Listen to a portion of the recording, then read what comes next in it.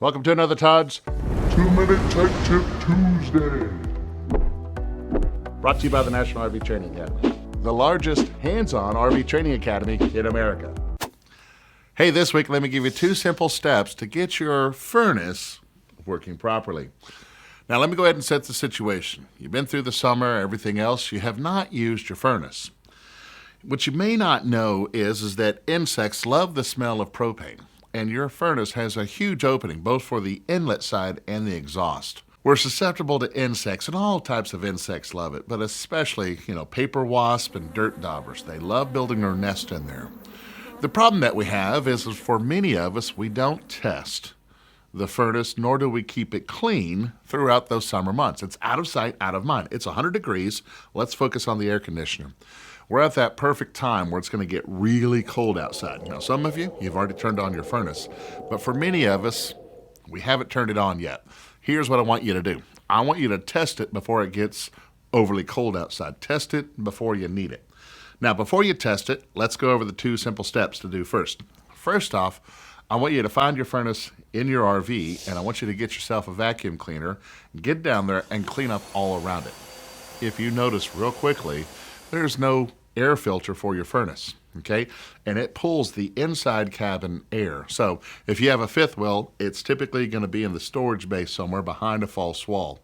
Guys, there's going to be sawdust back there. There's going to be clippings, but also all the hair that has fallen off your body hits the ground, okay? And whenever you turn on that furnace, it pulls all that in there.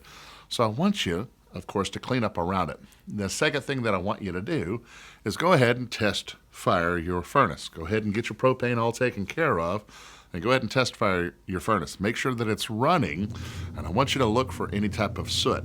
If there's soot that is burning, then that means there's some type of obstruction. If it doesn't run at all, that could also be an indicator of an obstruction. We want to go ahead and service that furnace before it gets too cold. Because, of course, if you're sitting out and it's 20 degrees or below and you try and turn on the furnace and it doesn't work, well, now you're sitting without any type of heat whatsoever, and you're waiting for a qualified technician to come out there and work on it.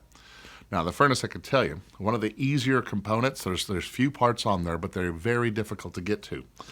In a lot of cases, we have to take the furnace off, especially if there's a rodent or a dirt dauber nest inside next to our burner assembly.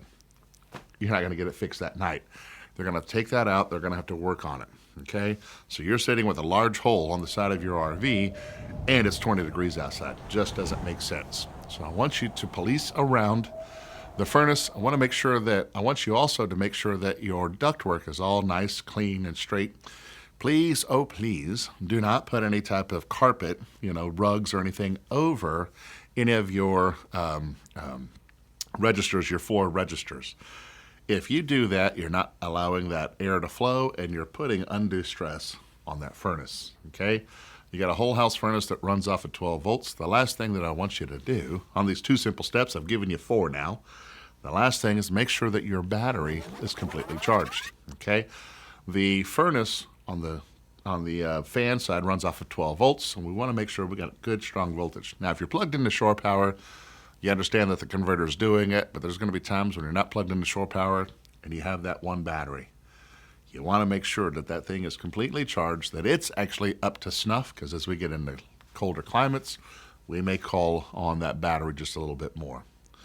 So just go ahead and keep that clean. Go ahead and test it now, and if it doesn't work, find yourself a qualified technician. You can find a qualified technician by going to nrvta.org.